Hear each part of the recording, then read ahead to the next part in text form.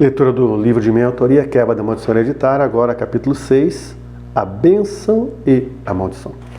Sabemos que o desejo de Deus é nos abençoar, porém com a contaminação do homem através da prática do pecado, o juízo de Deus sobre a desobediência precisa ser aplicado. Em Deuteronômio 11, o Senhor declara que coloca diante de nós a bênção e a maldição. A bênção como resultado da obediência e a maldição como consequência da desobediência a Ele. Eis que hoje eu ponho diante de vós a bênção e a maldição. A bênção quando cumprir os mandamentos do Senhor vosso Deus, que hoje vos ordeno. A maldição se não cumprir os mandamentos do Senhor vosso Deus, mas vos desviardes do caminho que hoje vos ordeno para seguir os outros deuses que não conhecestes. Quando, porém, o Senhor teu Deus te introduzir na terra, a qual vais para possuí-la, então pronunciarás a bênção sobre o monte Gerizim e a maldição sobre o monte Ebal. Deuteronômio 11, 26 a 29. Aqui a razão principal desta exposição de Deus, da bênção e da maldição, está baseada no perigo do homem se desviar do caminho para seguir outros deuses, ou seja, falsos deuses. Pois só o Senhor é Deus e fora dele não há outro Deus. O foco central da maldição, então, está na troca que o ser humano faz deixando de seguir o verdadeiro Deus para ouvir falsos deuses, doutrinas de demônios. No versículo 1 do capítulo 11 de Deuteronômio, Deus já tinha deixado claro a única opção legal para o homem. Amarás, pois, o Senhor teu Deus e todos os dias guardarás os seus preceitos, os seus estatutos, os seus juízos e os seus mandamentos. Aqui ele fala de juízos e uma das aplicações do juízo de Deus se faz através da maldição. Para ser relatada ao povo a bênção e a maldição, foi escolhido o local onde há a separação entre duas montanhas na parte central da Palestina. A aproximadamente 1000 metros de altura, aos dois lados de Siquém. São o Monte Gerizim, escolhido para representar a bênção, e o Monte Ebal, escolhido para representar a maldição. Em Deuteronômio, capítulos 27 e 28, temos a descrição das causas de maldições. Em Deuteronômio 27, versículo 12, o Senhor, nosso Deus, ordena que esses estejam sobre o Monte Gerizim, para abençoar o povo, as tribos de Simeão, Levi, Judá, Isacar, José e Benjamim. E no versículo 13, o Senhor ordena que esteja sobre o Monte Ebal para amaldiçoar o povo, 6 tribos de Israel, Ruben, Gad, Aser, Zebulon, Dan e Naftali. O versículo 15 fala do relacionamento com Deus. Maldito homem que fizer imagem de escultura ou de fundição abominável ao Senhor, obra de artífice, e a puser em lugar oculto, e todo o povo responderá amém. O versículo 16 fala do relacionamento com a família e deixa clara a existência da maldição da desonra aos pais. Maldito aquele que desprezar a seu pai ou a sua mãe. E todo o povo dirá amém. Os versículos 17 a 19 falam de relacionamentos sociais. Maldito aquele que mudar os marcos do seu próximo. E todo o povo dirá amém. Maldito aquele que fizer o cego errar o caminho. E todo o povo dirá amém. Maldito aquele que perverter o direito do estrangeiro, do órfão e da viúva, e todo o povo dirá amém. Os versículos 20 ao 23 falam de relacionamentos sexuais. Maldito aquele que se deitar com a madrasta, portanto profanaria o leito de seu pai, e todo o povo dirá amém. Maldito aquele que se ajuntar com um animal, e todo o povo dirá amém. Maldito aquele que se deitar com a sua irmã, filha de seu pai, ou filha de sua mãe, e todo o povo dirá amém. Maldito aquele que se deitar com sua sogra, e todo o povo dirá amém. Os versículos 24 e 25 falam de práticas de violência. Maldito aquele que ferir ao seu próximo em oculto, e todo o povo dirá amém.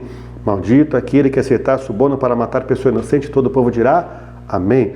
E o versículo 26 fala da desobediência à palavra do Senhor. Maldito aquele que não confirmar as palavras desta lei, não as cumprindo, e todo o povo dirá amém. Observamos a seguir no capítulo 28 de Deuteronômio a descrição detalhada das bênçãos e das maldições.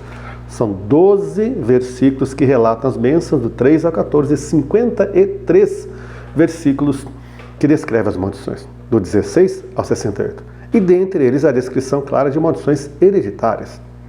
Contudo, Deus ainda enfatiza o seu desejo de abençoar o ser humano. Isso fica claro mais uma vez em Deuteronômio capítulo 30, nos versículos 15 ao 20.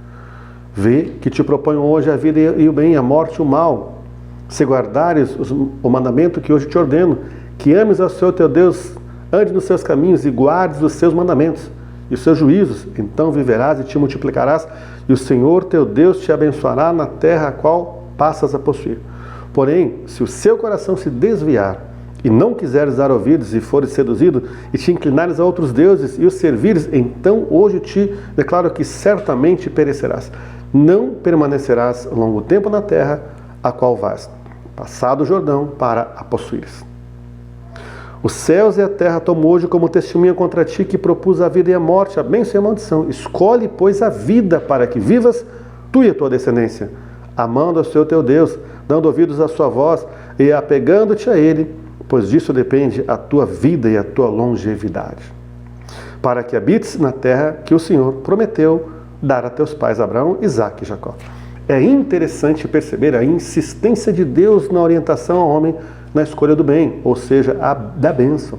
Porém, pelo que se vê dia a dia, no dia a dia das pessoas, muitas vezes a escolha é feita pelo mal, pela maldição. No versículo 19 fica clara a consequência que vem sobre os descendentes. O Senhor fala: escolhe, pois, a vida, para que vivas tu e a tua descendência. Quando a escolha dos nossos antepassados foi pela obediência, trouxe como fruto a bênção hereditária. Mas, infelizmente, quando a escolha foi pela desobediência, trouxe como consequência a maldição hereditária. Muitos vivem ainda sob esta influência, cercados de obstáculos e dificuldades, não conseguindo alcançar o nível de vida em abundância trazida pelo Senhor Jesus. Nesses termos fica aplicada a lei da herança, aquilo que herdamos dos nossos antepassados a nível espiritual. Fato é que, com raras exceções, o ser humano escolhe o caminho da destruição, do pecado, da transgressão e da iniquidade. E assim as consequências vêm. Vejamos também este texto da palavra de Deus. Fiquem órfãos dos seus filhos e viúvas, sua esposa andem errantes dos seus filhos e mendiguem e sejam expulsos das ruínas de suas casas. Salmo 109, 9 e 10. Na lembrança do Senhor, viva a iniquidade de seus pais e não se apegue ao pecado de sua mãe. Permaneçam ante os olhos do Senhor para que faça desaparecer da terra a memória deles. Porquanto não se lembrou de usar de misericórdia, mas perseguiu o aflito e o necessitado, como também o quebrantado de coração.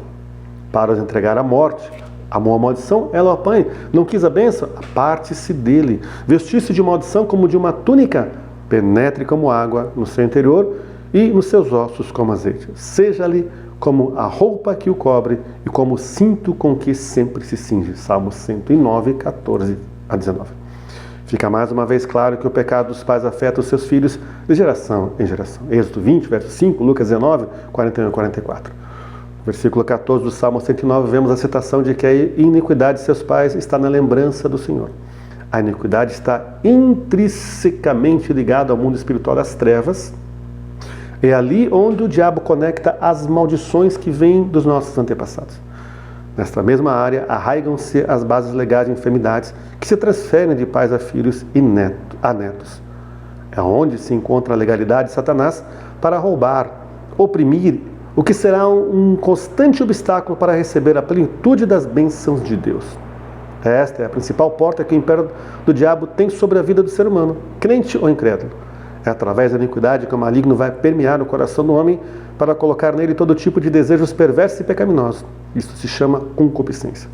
A herança do pecado foi transmitida e agora vai corromper a alma para que esta comece a desejar fazer o mal. Será uma força irresistível e que, em muitos casos, arrastará pessoas aparentemente boas para cometer pecados abomináveis. A iniquidade está registrada no DNA espiritual de todo ser humano. A iniquidade impregna o espírito do ser humano no instante em que o embrião é concebido. É neste momento que toda essa informação da herança espiritual da maldade se estabelece nele.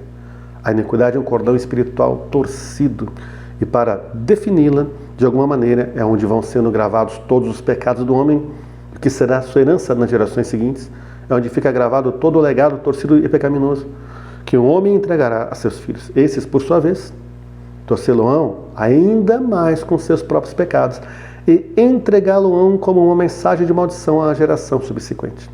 Dela brotam os desejos mais perversos que levam o ser humano a estar escravizado pelo pecado. Essa transferência vem dos pais que receberam as maldições de seus antepassados.